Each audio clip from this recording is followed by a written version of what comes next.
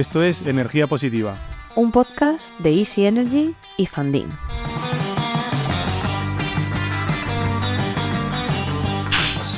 Bueno, buenas tardes. Hola, ¿qué tal?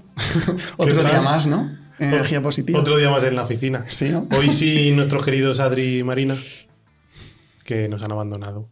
Sí, bueno, nos han abandonado por una causa mejor que estar de vacaciones. Tenemos que estar todavía aquí defendiendo el plató, los capítulos y todos los temas tan interesantes que vamos a comentar, ¿no? Pues sí, hoy tenemos un tema bastante chulo que hemos llamado Tenemos red para tanto coche eléctrico. Y tenemos un invitado bastante especial, amigo de la casa de Funding, que es Saúl López. ¿Qué tal, Saúl? ¿Cómo estás? Muy buenas. Pues nada, muy bien. De vacaciones también, pero por supuesto era muy interesante unirme a vosotros para charlar sobre el tema hoy. Así que aquí me tenéis. Además, te prestas a todo lo que te proponemos. Tengo ese defecto. Pues prepárate, porque viene fuerte el episodio. Vamos con ello. De hecho, para quien no sepa quién es Saúl López, hemos hecho lo que hacemos siempre, que es preguntarle a ChatGPT quién es el invitado, y nos ha dicho: Saúl López, poeta de la movilidad eléctrica en YouTube, despierta conciencias con su verbo electrizante. Y oye, de 0 a 100, ¿cuánto de verdad hay en esto? Bueno, de poeta me hace mucha gracia. Pero no, sin poesía, pero sí, la verdad es que yo lo definiría de otra forma. Llevo dando la brasa en YouTube y redes sociales desde 2015 con este tema, así que sí, acertado. Eres de los convencidos y de los pioneros en todo este tema. Eso es verdad. Sí. Y luego, bueno, la biografía oficial, que está la parte más aburrida, pero oye, hay que yo creo que hay que todo, decirla, ¿no? O sea, hay que hacer justicia a la chapa que lleva dando desde 2015, ¿no? Merecida, ¿no? La biografía oficial es que es un entusiasta de la movilidad eléctrica y convencido de la necesidad de acelerar la transición global hacia el transporte sostenible.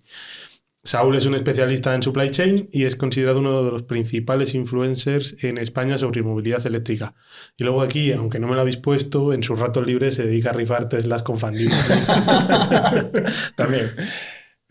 Y oye, vamos a hacer una cosa. Empiezo con un titular, ¿vale?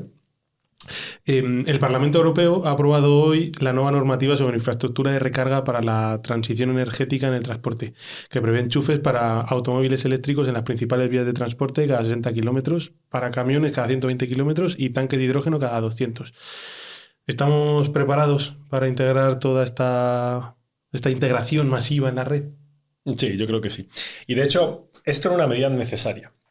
Lo que está pasando es que llevamos ya como 10 años viendo una tecnología nacer, o renacer, mejor dicho, porque los vehículos eléctricos existen desde 1870 y algo, creo recordar, desde finales del siglo XIX. Y entonces ahora están renaciendo. Se ha mejorado muchísimo gracias a la tecnología, en concreto gracias al software, el rendimiento de los motores eléctricos, inversores, baterías, etcétera. Y ya se han posicionado como una alternativa perfectamente viable al transporte, ya sea de pasajeros o de mercancías, que utilizan motores que queman combustibles fósiles. Entonces, como estamos en esta fase de renacer, está todo un poco confuso, sobre todo para la parte industrial, es decir, para empresas. No tienen muy claro en qué invertir, cuál va a ser la inversión que saldrá ganadora y que les va a dar un retorno, y cuál va a ser la que van a tirar porque es que eso no era la tecnología sobre la que había que apostar, etc. Entonces, todo el paquete de medidas legislativas que ha venido proponiendo la Unión Europea desde hace 4 años, lo que llaman el paquete Fit for 55, que un poco para dar la explicación, el contexto de esto es preparados para el 55. ¿Y qué 55 es este? Esto es una reducción en un 55% de las emisiones de gases de efecto invernadero. Ese es el objetivo que tiene la Unión Europea. Y en torno a eso se articula pues, el Pacto Verde y todas las normas que han venido de Bruselas. Una de ellas es precisamente que para que exista la infraestructura necesaria para que todos los coches, camiones, furgonetas, todo el transporte pueda repostar, recargar baterías y podamos hacer una transición de un transporte que hoy en día está todavía completamente basado en la quema de combustibles fósiles, con su lado negativo de emitir gases de efecto invernadero, contaminar, calidad del aire mala, etc. Y no solo calidad del aire mala, ¿sabes? Que a mí me gusta recordarlo. Aquí en Europa mueren, creo que son 30.000 personas al año por enfermedades cardiorrespiratorias. ¿Sabes? Sí, pues que son muertes silenciosas, ¿no? Claro, como son muertes silenciosas, no ves que no te ha atropellado un coche, no te ha asesinado a nadie, pues como que no tiene demasiada relevancia o no se habla mucho de ello, pero es que estamos muriendo por culpa de lo que sale de los tubos de escape de camiones, furgonetas, coches, etc. Entonces esto hay que remediarlo. Total, que una cosa muy importante es si queremos hacer esta transición y que el día de mañana todos los vehículos sean eléctricos y no emitan nada, pues habrá que crear una infraestructura acorde, porque si no, pues tienes tus problemas de no llego a tal sitio, no puedo transportar con el camión tal cosa porque el camión eléctrico no llega a tal sitio, etc. Y eso es lo que ha hecho esta norma.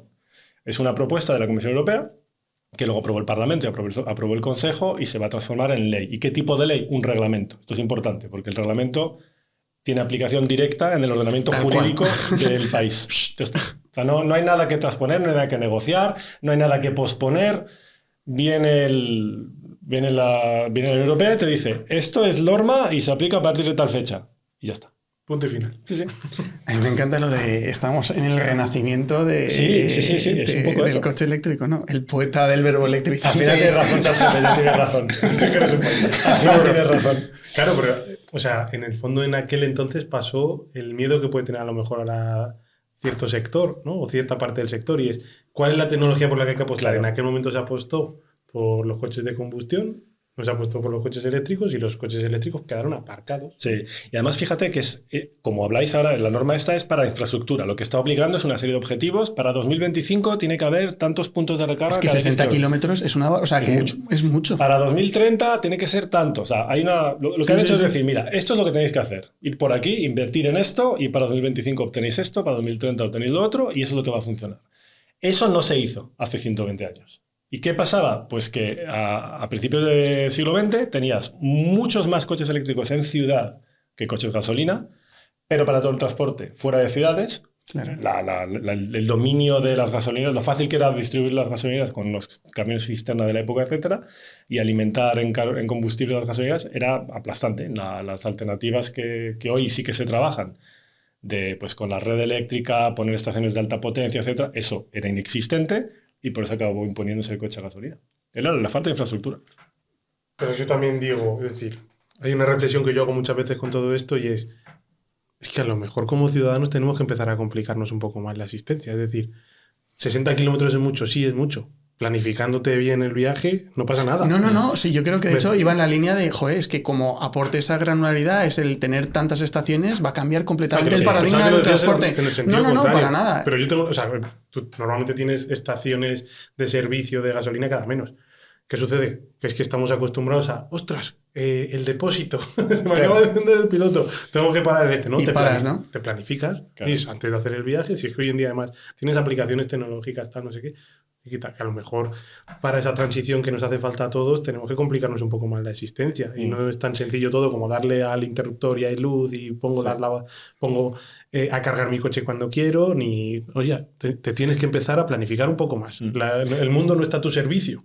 Totalmente. Pero fíjate, Nacho, que incluso, aunque tengas razón en eso que acabas de decir, en el fondo ya nos han dado la solución, gracias a la tecnología. Los coches de hoy en día no son como los de hace 15 años. Tú hoy un coche eléctrico le dices, quiero ir a Salamanca, a tal dirección, él te planifica la ruta, claro, él te dice dónde tienes que parar a cargar, ya sabe cuánto tiempo vas a necesitar estar parado cargando, porque sabe con cuánta batería llegas y con cuánta batería necesitas volver a salir de tu parada de carga para llegar a destino. Te lo calcula todo, o sea, no tienes que hacer nada. Entonces, sabiendo que tenemos este apoyo de las nuevas tecnologías, con todo el software, con todos los programas que te facilitan las cosas, es que no tienes ni que calcular ni que pensar. Sí, pero yo tengo algún familiar que le encanta hacer el viaje Ávila-Alicante del tirón, ¿no? Sí. A lo mejor con un coche eléctrico de los de la actual generación no puede, no lo sé, claro, no he echado el número. Es más complicado. ¿Cuántos kilómetros son? ¿Como 500? Pues por ahí será, 600, no sé. No tengo ni idea. No está 400 te da a lo mejor un, por eso, sí, demasiado un justo. coche eléctrico. Vas a andar ahí a... Claro. Nos falta nuestro, muy interesante. Nos falta Adri para que nos diga los kilómetros exactos de Alicante. Si estuviese aquí nos lo diría al centímetro. Pero... Joder, pues ya, o sea, decir, no, qué caro, es que no puedo cargar mi coche, no puedo hacerme el viaje del tiro. Claro. Bueno, ya, pues es que la alternativa era seguir quemando un montón de combustibles fósiles. Es que oye, el gasto que eso implica también es que no hablamos del tema de cómo afecta al bolsillo, pero si tú echas números de cuánto, no sé cuánto te gastas tú en tu casa, pero en nuestra casa, por ejemplo, en mi caso es, nos gastamos 100 entre factura y cargando coches. Es que es una pasada. Pues ¿Cuánta gente? ¿Coches eléctricos en casa? Sí. Y claro, es que cambia completamente. Y la situación ahora, intentando forzar, pero en un escenario en el que caen todavía más los precios, que tienes flexibilidad y te pillas ofertas nocturnas todavía más competitivas, ¿cuánto te cae la factura? Es que... Y si encima tienes una casa y la tienes con paneles solares, ya va. No. Full package. Pero es que antes de hablar de costes y antes de hablar de que si la autonomía del coche te permite tal y cual, mi primera pregunta es, ¿qué vejiga tiene la gente, tío? O sea, ¿quién aguanta 5 horas sin una sola parada? Bueno, también te digo, No sé. igual tarda algo menos de 5 horas. O sea, aquí el factor limitante llega un momento en el que no es la capacidad de la batería del coche, es que qué vejiga tienes. Igual justo esta persona en la que estoy pensando yo tarda algo menos de 5 horas. Pero... Pues, no sé, en fin. Me encanta porque ese puede ser el gran highlight, ¿no? De plan de mucha animadversión, Oye, pero si no no, tanto. hacemos una cosa, hacemos un beef entre quien estoy pensando yo y Saúl. Y a ver qué sale de esa pelea. En fin. Pero sí, o sea, en esa línea a mí me surgen 2 cuestiones, ¿no? La primera es está genial, vamos a tener cada 60 kilómetros una estación de carga, pensando más en el uso más doméstico, ¿no? Y estamos todos muy a favor de la carga rápida y eso se extiende incluso a cargar, por ejemplo, mi móvil. A mí me encanta poder cargarlo en media hora. ¿Cómo afecta eso a la parte más física de materiales de la batería? Porque es cierto, y están saliendo un montón de estudios, de que reduce su vida útil. Y claro, dices, joder, o sea, me compro un coche y a lo mejor en 5 años de repente no tengo batería, ¿cuánto me cuesta volver a cambiarla? Que son cosas que la gente al final inevitablemente piensa, ¿no? No, son muy buenas preguntas y además, siguiendo un poco los temas de conversación estos en redes sociales, te das cuenta de que circula muchísima desinformación, muchísimo bulo, fake news y compañía.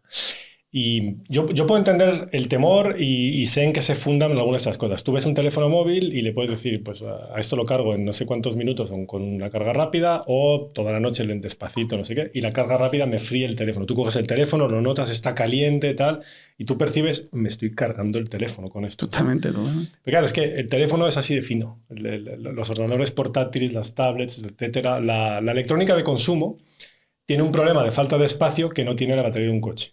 Todo dentro de ciertos límites. No es que el coche te vaya a permitir tampoco. No es un camión, vamos. Pero, ¿a dónde quiero llegar con esto? A que las baterías de los coches tienen un sistema de refrigeración.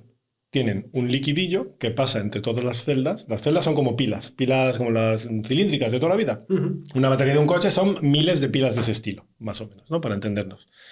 Entonces, entre cada bloque cada bloque de pilas, pasa un circuito de líquido que se refrigera.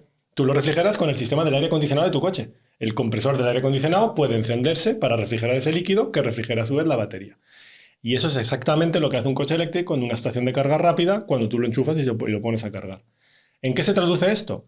En que los últimos estudios que recogen así un abanico bastante amplio, una muestra muy amplia temporal, son los de Tesla, que llevan analizando sus baterías desde 2012, y te dicen que después de 200.000 kilómetros o 10 años de uso, las baterías todavía retienen más del 80% de su capacidad.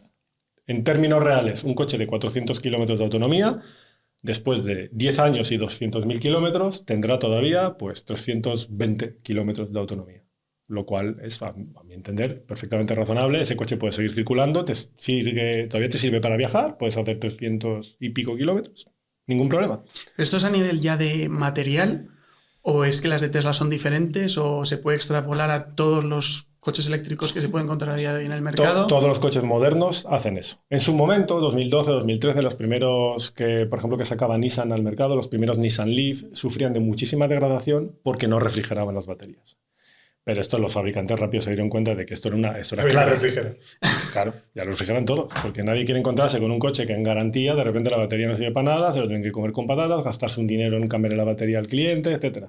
Entonces todos están así. Y lo más normal es que la batería sobreviva al coche, que después de 15-20 años acaben jorobándose otros componentes del coche y decidas ya cambiarlo, venderlo, llevarlo a desguace, lo que sea, pero tu batería todavía sirva.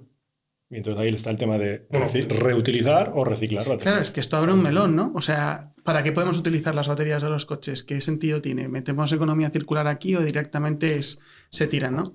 Bueno, es decir, habrá que buscarles una aplicación.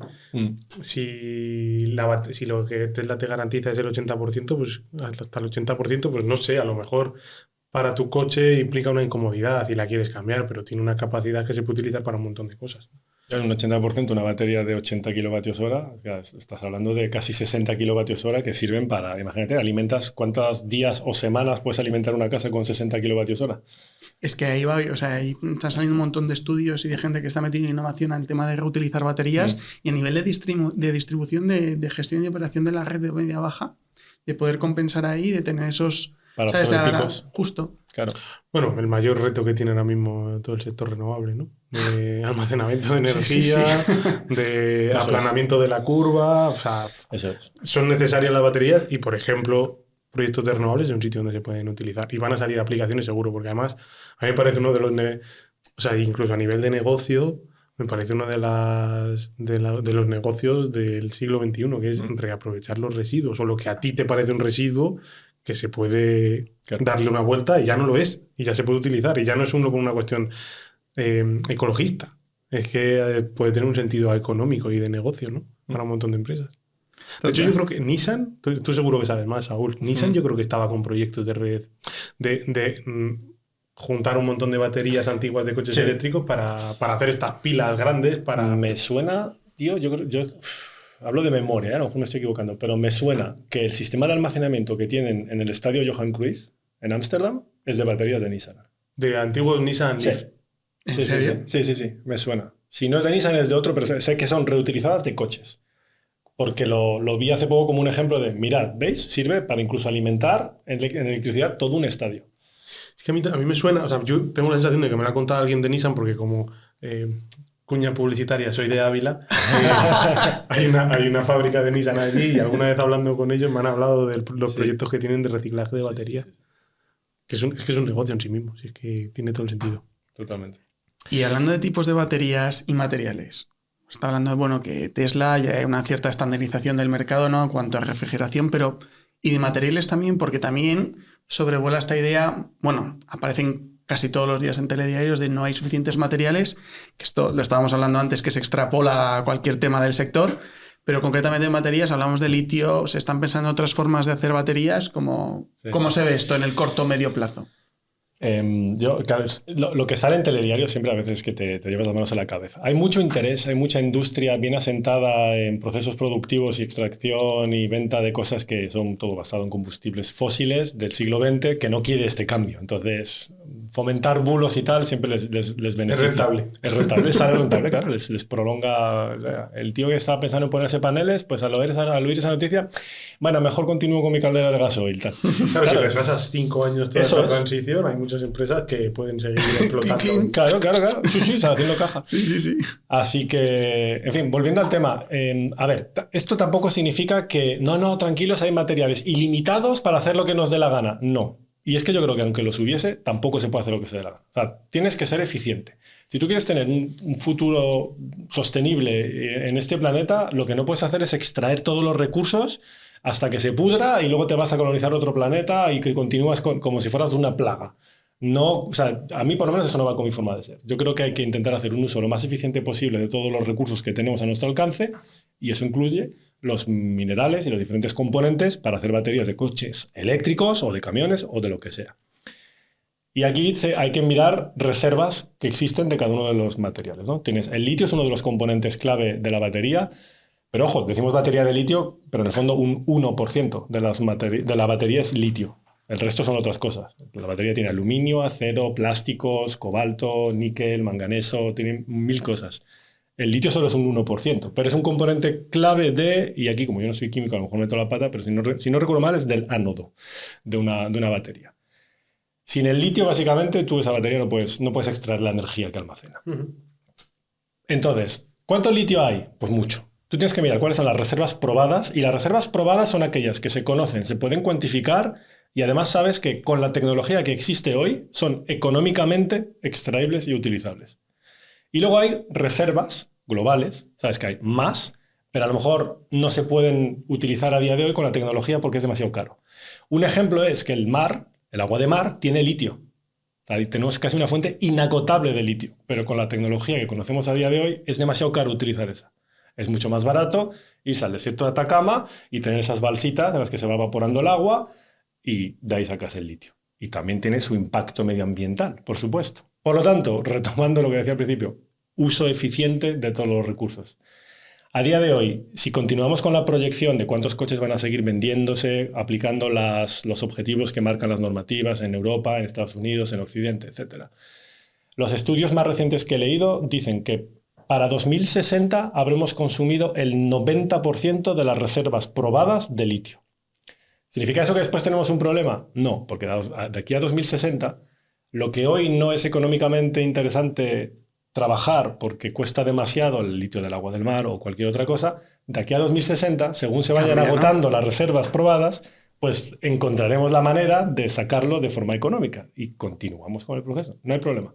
El cobalto es más conflictivo, porque hay menos, se agotaría antes, porque encima a veces se extrae en condiciones deplorables de violación flagrante de derechos humanos, con trabajo infantil, en minas en el Congo, etc. Y por ese motivo muchos constructores de automóviles están empezando a huir del cobalto. Y ya te puedes comprar hoy en día coches que no tienen cobalto en sus baterías. Eso es. Entonces, esto es lo de siempre, ¿no? O sea, tú no puedes hacer una foto de lo que hay hoy y pretender que esto dentro de 50 años va a seguir igual, pero ampliado por 5 o por 10 o por lo que tú quieras. Las cosas van evolucionando. Entonces, lo que tenemos que tener claro es hacia dónde queremos ir. Y es un panorama en el cual hacemos un uso eficiente de los recursos, se respetan los derechos humanos, se intenta reciclar, reutilizar. Y el tema de la economía, al final, es lo que te va a mandar todo esto. O sea, nadie en su sano juicio va a ponerse hoy a desalar agua de mar para extraer litio teniendo otra alternativa más barata. Y entre las alternativas más baratas está el reciclar las baterías que después de haber servido en un coche y después de haber servido fuera del coche como almacenamiento, ya sea doméstico o industrial, al llegar a su final de vida útil, la machacas, la trituras, la haces polvo, separas el litio y reutilizas ese litio. Mientras todo esto económicamente sea interesante y genere negocio, se va a hacer. Qué potente reflexión me acaba de quedar. Me encanta. Es totalmente cierto, pero es que además toda la gente que a lo mejor decide no apoyar una cierta transición, una cierta parte de esta transición por motivos como este, vale, ¿cuál es la alternativa? Vale, y ponte que por el camino no descubrimos una forma más rentable de extraer el litio de las reservas que no son probadas, ponte que no hay una sustitución del litio. ¿Cuál es la alternativa? Sí, que no hay una propuesta. Seguir quemando combustibles fósiles. Que también se acaban. que además también se acaban, claro. Efectivamente. O sea, que la alternativa, o sea, solo nos queda hacer camino al andar, como dicen en mi pueblo, y intentar que esto evolucione. Y joder, el sector energético tiene historia en reducción de costes de tecnologías que a día de hoy son las más baratas del mundo, como es la fotovoltaica, ¿no? Hace 10 años costaba 10 veces más. Con lo cual, es posible. A lo mejor no conseguimos llegar al mismo destino y que haya sucedido una vez no quiere decir que vaya a suceder dos. Pero estas cosas han sucedido ya en el pasado, en nuestro presente, mejor dicho, y es factible. Es que me parece muy potente esta reflexión de poner perspectiva a un proceso tecnológico en el que realmente pues este renacimiento del que hablabas, es que de alguna manera, no sé, tienes mucho más visión sobre, ¿no? A datos tan derrotistas que a lo mejor estás consumiendo cada día, ¿no? Es que es muy fácil coger esos datos para estrujarlos y mostrar la cara hacer que bulos, quieras, ¿no? y crear bulos y marcar escenarios que, bueno, sí, o sea, entran dentro de los posibles, pero no de los probables, a lo mejor. Eso es. Vale. Hay un último melón que tenemos de hecho, abrir. yo, que no había hecho los deberes como de costumbre y no me había mirado el guión, he dicho, joder, hay un tema que a mí me apetece tratar mucho en el podcast de hoy, no sé si lo tenéis metido, que es el tema de los impuestos de los hidrocarburos. Y me habéis dicho, está. O sea que, oye, ¿qué va a pasar con toda la recaudación que se hace a día de hoy con los impuestos a los hidrocarburos? Es decir, gran parte de lo que pagamos de la gasolina son impuestos. El impuesto Estamos eléctrico hablando es mucho de más barato. 40% aproximadamente a día de hoy entre gasolina y O diésel. sea, cada litro de gasolina tiene un 40% de lo que te cuesta, casi 2 euros, 40% son impuestos. Exacto, más o menos, average. El impuesto eléctrico es del 7%. A día de hoy ha caído IVA, ha caído impuesto eléctrico, justo. En plan, estamos ahora mismo entre un 5 y un 10, podemos decir a grosso modo, dependiendo en función de lo que nos estemos encontrando. A lo mejor esto cambia, como ha cambiado estos 2 últimos años, pero la realidad es que estamos comparando 40 con 5 o 10. ¿Qué pasa si llegamos a una electrificación total del transporte? Hay dineros que no va a recaudar el Estado, ¿no? Eso es. Habrá que buscar nuevas fuentes de recaudación. ¿Cómo lo ves tú? ¿Qué opinión tienes de esto? Esto es inevitable. O sea, tú ves, para mirar al futuro tienes que mirar Noruega, porque Noruega empezó a electrificar todo su parque móvil muy pronto y ya empiezan a tener un porcentaje considerable de vehículos en circulación que son eléctricos. Y a nivel ventas, los vehículos nuevos que se venden hoy en Noruega, 9 de cada 10 son eléctricos. 9 de cada 10. Entonces, ¿100% eléctricos? sí, 9 de cada 10. Es impresionante. O sea, no tenía ni idea de... Sí, es impresionante lo de Noruega. Y de hecho ya lo ves, tú te vas a Oslo ahora, paseas por la ciudad y todos los coches son eléctricos. Entonces hay silencio y hay una calidad del aire que es alucinante. Bueno, claro, o sea, Entonces, una mirada al futuro es irse a Oslo, en serio. Entonces, ¿allí qué han hecho? Pues al principio tenían un montón de ayudas y subsidios. O ayuda directa o directamente lo que hacían era, pues mira, si para comprarte un coche de gasolina te hago pasar por caja para importación, porque como no, Noruega no es Unión Europea, te meten aranceles a cualquier vehículo que tú compres. Un coche alemán, un coche italiano, un coche español, un coche francés, aranceles. Y además IVA. Pues cuando comprabas un eléctrico decían, te perdono los aranceles, te perdono el IVA, además te dejo aparcar gratis en la calle, te dejo circular por el carril bus gratis, te perdono el impuesto de circulación, te perdono el impuesto de matriculación. Todo ese sistema, poquito a poco, han ido reduciendo ventajas. Entonces, ¿qué va a pasar? Lo lógico es, primero quitas las ventajas, los subsidios y las ayudas. Cuando ya no te queda nada más que quitar, empiezas a meter recargos. Es lógico, o sea, tú no puedes decir, hoy en día tengo un parque móvil en España de 26 millones de coches que consumen un combustible al cual le saco un 40% de impuestos. Y con esos impuestos, pues, sanidad, educación, etcétera, etcétera. Lo que haga cada gobierno de turno con sus presupuestos, etcétera, pero el Estado funciona a base de recaudar impuestos. De repente hay un gran grifo que cierras, pues o dejas de prestar servicios, pagas menos pensiones, menos sanidad, menos educación, o lo sacas de otra parte. Eso es inevitable. Así que llegará un momento en el cual tengas que empezar a pagar impuestos. Y lo que te decía, tú miras Noruega o miras Inglaterra, ya están empezando a tener estos debates. Están empezando a decir, pues ahora te voy a poner un impuesto por el peso del vehículo. Porque lo que quieren son eficiencia. No quieren un mamotreto de 3 toneladas, quiere que la gente vaya en coches con un tamaño razonable y que pesen 1000 y algo kilos. Con todos los elementos de seguridad, etcétera, tendrá que pesar 1 tonelada el coche, porque no es como hace 40 años, que pesaban 500 kilos, pero te matabas al primer golpe que te dabas con el coche. Ok, pero ya te empiezan a intentar pues, orientar vía impuestos a qué tipo de vehículo quieren, etcétera. Y oye, si tú tienes mucho dinero y te quieres comprar un megadeportivo con no sé qué peso y tal y cual, pues me vas a pagar el 50% en impuestos. Eso es una vía. Otra es el pago por uso. Llegará un momento, yo creo, además con toda la tecnología que tienen estos coches, va a ser muy fácil. Va a ser muy fácil ver si tú este coche lo has usado solo el sábado o lo has hecho 5.000 kilómetros en un mes. Y entonces tocará pagar por distancia recorrida. Porque al final todo esto es, si tú quieres carreteras y que estén bien asfaltadas y que estén limpias y que tenga iluminación y señales... Sí, hay que pagarlas. Pues hay que pagarlas. Entonces, otra vía de hacer esto es quien más usa el coche, más paga. Pagas por kilómetro recorrido o algo. Pero sin duda llegará el momento, ahora es demasiado temprano, ¿eh? En España no estamos ahí para nada. No es un problema. Ahora no. La recaudación. Pero es un debate que tendrá que tener lugar más adelante, está claro. De hecho, según has dicho lo del pago por uso, a mí se me ha venido a la cabeza todo el debate que hay ahora con la implantación de peajes. Sí, es verdad, es verdad. Que a lo mejor también es otra... O sea, en el fondo es una vía más arcaica y mecánica de sí, pago pero por mete uso. la patita a hacer todo este tipo de cosas en plan sí. mucho antes, ¿no? Puede ser. Sí, o sea, si a lo mejor con tecnología no lo puedes hacer o es más complicado tal, lo puedes seguir haciendo de forma mecánica con eso, que al final tampoco está... Claro, sí, es un... No, pero tocará. yo no lo había pensado desde ese punto de vista, pero efectivamente. Oye, a mí me encanta y yo creo que con esta idea podemos terminar ya de cerrar este capítulo, ¿no? O sea, me ha parecido súper interesante. No sé si te atreves a hacer un poco de recap. Y no hablamos siempre de renovables y fotovoltaicas, somos muy pesados, ¿no? Hablamos también de otras cosas. Bueno, pues yo como elementos clave me quedaría con, oye, no nos construyamos bulos en la cabeza con ciertos dogmas que nos intentan meter, ¿no? De no va a haber litio suficiente para hacer toda esta transición y tal. Oye, sí, efectivamente, haremos camino al andar. En Europa se va a crear una infraestructura de carga eléctrica, probablemente no todo lo cómoda que nos gustaría, o los objetivos iniciales no son todos los cómodos que nos gustarían, pero oye, ahí van a estar, que a 60 kilómetros vas a poder cargar todo esto.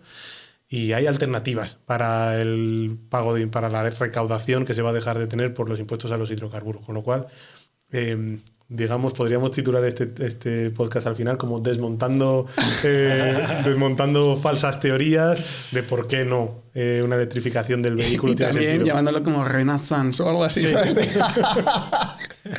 Del vehículo eléctrico, ¿no? O sea, que genial. Y dicho esto, tenemos que acabar con nuestra pregunta de rigor cuando tenemos a un invitado, que es... Si tuvieras que definir toda esta situación con una película canción, documental, pop, que has vivido, que relacionas de alguna manera en tu vida, ¿cuál sería? No hay película El renacer del coche eléctrico, ¿no? Ya eso va a haber que guionizarla y rodarla, ¿no? Como hablábamos mucho de esto de desmontar bulos y falsos mitos, yo me estuve acordando de la película esta de Don't Look Up, la película documental.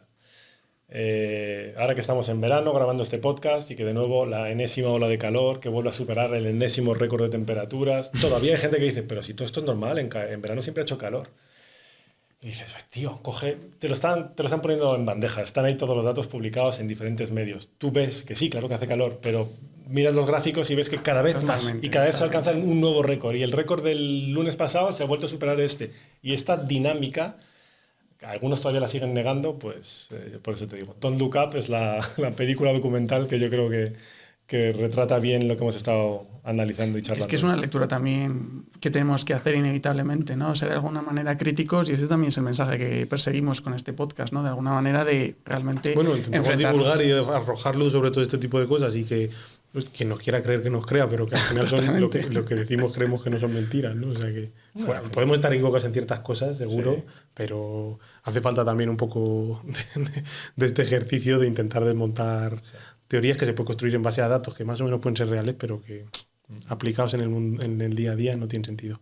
Totalmente. O sea, pues Saúl, muchísimas gracias por venir a Energía Positiva. Ha sido un placer. Yo estoy encantado de haberte tenido aquí, todo lo que has podido compartir. No sé qué tal te has encontrado, pero espero que bien. Me ha encantado los temas que hemos estado tratando y me he sentido súper cómodo. Así que gracias por invitarme y por la charla que hemos tenido. Jugabas en casa hoy, así que gracias a todos, adiós. Sí, gracias a los que nos escucháis y nos podéis seguir en nuestras redes sociales de Funding y de Easy Energy y estad atentos al próximo episodio de Energía Positiva. Muchas gracias. Gracias, adiós.